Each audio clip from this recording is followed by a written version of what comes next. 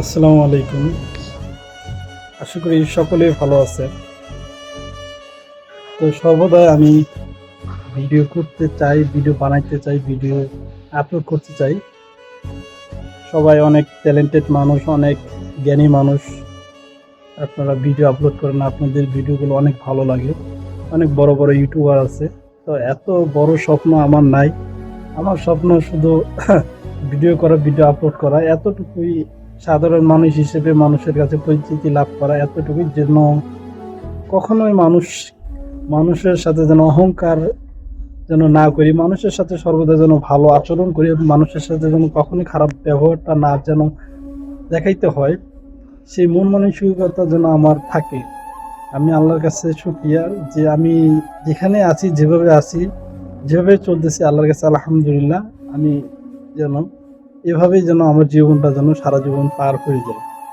অন্যায় কাজগুলো যেন আমার ভিতরে যেন না থাকে, যদিও থাকে আল্লাহ পাক যেন আমার সেই খারাপ দিকগুলো যেন দূর করে দেয়।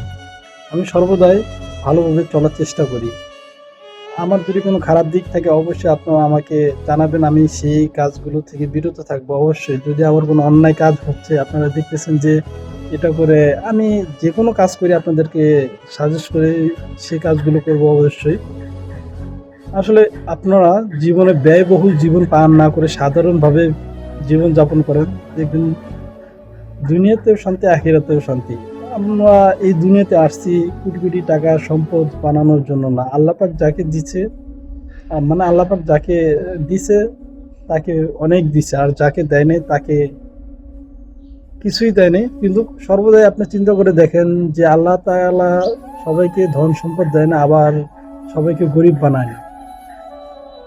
তো যারা সর্বনিম্ন, তারা দেখেন সকালবেলা ঘুম থেকে উঠেই, শান্তির একটা ঘুম থেকে উঠেই তারা কর্মের জন্য বেরিয়ে পড়ে, যে তাদের আজকে 3 বেলা খাবার খেতে হবে।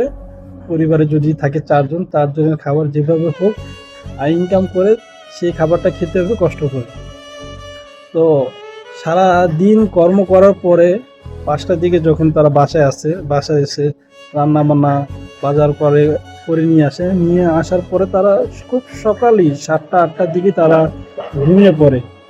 সেই যে একটা ঘুম দেয়, আবার সকাল 7টার দিকে ঘুম থেকে উঠে যায়। এরকম শান্তি বা এই দুনিয়ার মধ্যে আর কিছু আছে আপনারা বলেন? আর যারা কোটি কোটি টাকার মালিক, তারা মনে করেন সকাল ঘুম থেকে উঠে হলো 10টা 11টার দিকে, আবার ঘুমায় রাত 1টা 2টা বাজে। কিন্তু তাদের ভিতরে কিন্তু ওইরকম শান্তিটা আপনারা পাবেন না।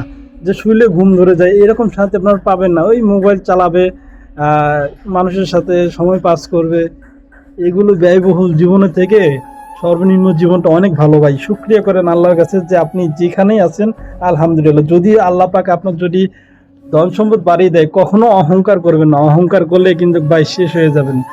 আমরা হয়তো বা আমাদের আগের সরকারকে দেখেছি, তারা কিন্তু এখন এমন একটা পর্যায়ে চলে গেছে, তারা নিঃস্ব হয়ে গেছে। তো এমন কাজ করেন যেন মানুষ আপনাকে ভালোবাসে, আপনি যেখানে আছেন সেখানেই থাকতে পারবেন। যদি আপনার আচরণ, আপনার ব্যবহার, আপনার সব দিক দিয়ে যদি আপনি ঠিক পারফেক্টলি রাখতে পারেন, তাহলে অবশ্যই আপনি ভালো থাকবেন। কোটিপতি অর্থ সম্পদ থাকলেও আপনি ভালো থাকতে পারবেন। সেজন্য বলি, সর্বদাই ভালো থাকার চেষ্টা করবেন, সৎ থাকবেন, মানুষের কখনো ক্ষতি করার চেষ্টা করবেন না। আপনি আপনার ক্ষতি দিয়ে যদি আরেকজনের যদি উপকার হয়, সেই ক্ষতি আপনি 100 বার হতে দিবেন আপনার নিজের।